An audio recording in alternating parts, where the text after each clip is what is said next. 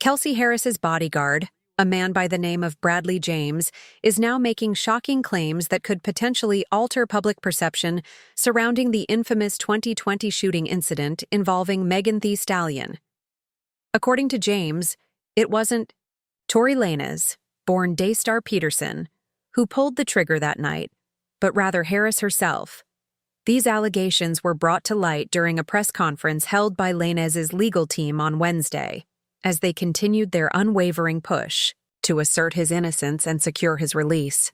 The legal battle and media frenzy have captured national attention since the incident took place, and despite a jury ultimately finding Lanez guilty in December 2022, the story remains entangled in controversy and fresh revelations.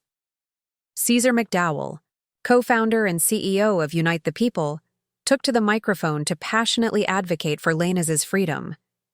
"We think it's time. Enough is enough. It's time to bring the brother home," McDowell declared, with a determined tone that resonated with supporters who believe in Lanez's innocence.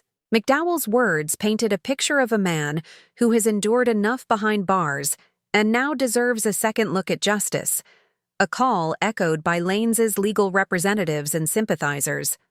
Attorney Walter Roberts, stepping in next, laid out a detailed account that directly contradicted the prosecution's narrative, which had ultimately led to Lanez's conviction. According to Roberts, Kelsey Harris allegedly fired the gun at Megan Thee Stallion not once, but 3 times. He claimed that Lanez intervened by grabbing Harris's arm, trying to prevent further violence, which caused the gun to discharge twice more. In essence, Mr. Peterson never shot anybody, never even touched that gun. He never fired the gun, Roberts emphasized. This version of events, as presented by Lanez's defense team, aligns with testimony given by Sean Kelly, the only non-party witness in the case, who reportedly stated under oath that he saw 2 women engaged in a heated altercation that night. Kelly's courtroom testimony had already sparked debate when it was initially delivered, but the defense's renewed focus on his words adds fuel to the fire. Kelly reportedly described a chaotic scene where 2 women were physically fighting and shots were fired during the scuffle. Yet, the prosecution's attention during the investigation and trial remained fixed squarely on Lanez, despite these alternative narratives. Roberts pointedly criticized the handling of the forensic evidence as well, noting that out of the 3 individuals in the vehicle that night, only Lanez's DNA was formally tested, even though the firearm in question contained unidentified DNA samples. There were 3 potential suspects in the car that night, and yet the only DNA sample was taken of Mr. Peterson, even though unknown DNA was found on the gun, Roberts asserted. This press conference and its explosive claims come on the heels of another disturbing incident involving Lanez. Earlier in the week, CNN reported that he had been the victim of a brutal stabbing inside the prison, where he is currently serving a 10-year sentence.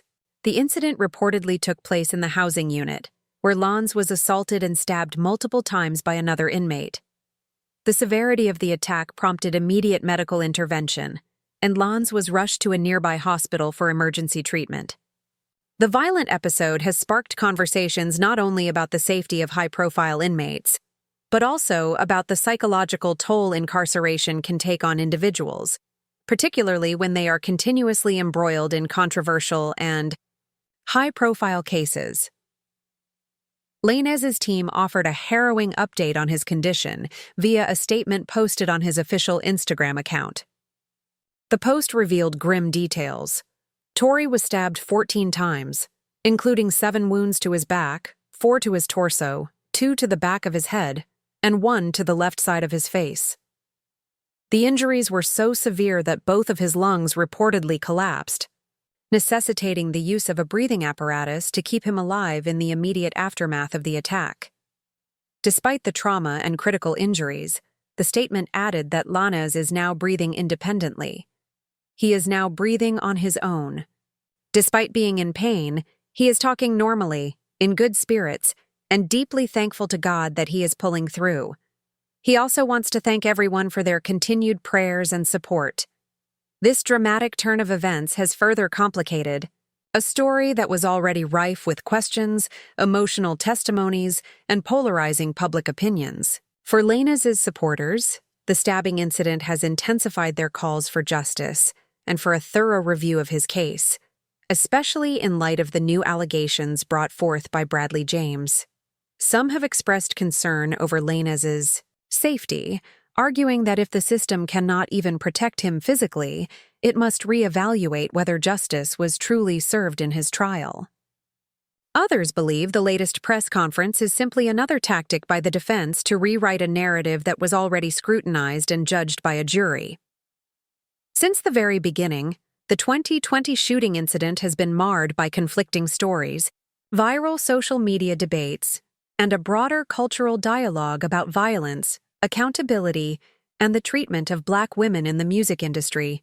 Megan Thee Stallion, whose real name is Megan Pete, has publicly maintained that Lanez was the one who shot her, and she has faced her own wave of backlash, threats, and emotional distress since coming forward.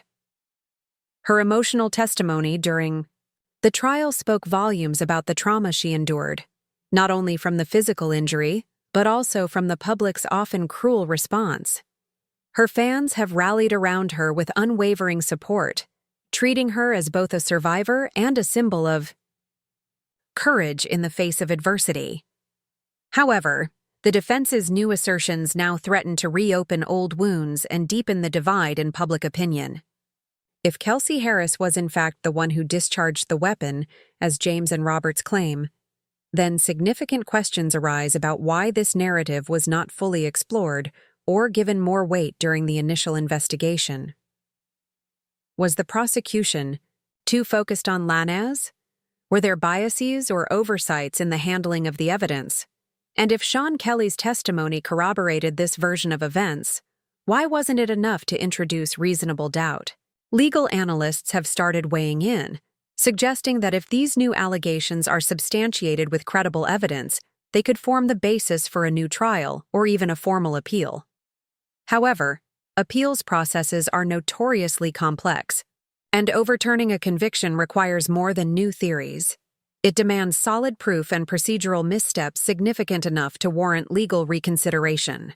Still, Lanez's team appears determined to exhaust every possible avenue, leaning on public opinion, legal advocacy, and new witnesses like Bradley James to build momentum for their case. In the court of public opinion, the case has become emblematic of larger societal issues: misogyny, the criminal justice system's treatment of Black men, the silencing of victims, and the power of celebrity influence.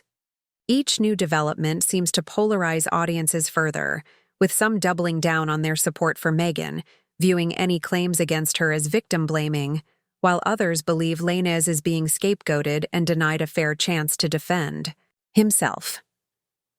Amid the whirlwind of legal maneuvering, public statements, and shocking prison violence, the emotional toll on everyone involved is undeniable.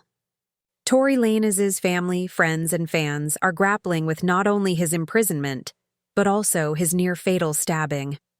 Megan Thee Stallion continues to deal with public scrutiny and the weight of reliving traumatic memories. And now, Kelsey Harris faces a new wave of suspicion and potential legal jeopardy, depending on how these claims are handled by authorities.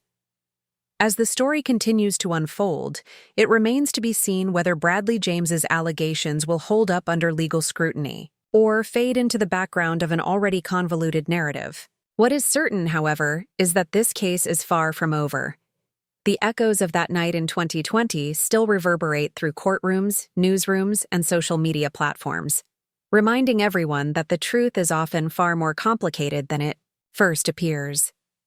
With lives, careers, and reputations on the line, every word, every testimony, and every allegation carries immense weight. And in that weight lies the burden of justice, waiting to be properly served.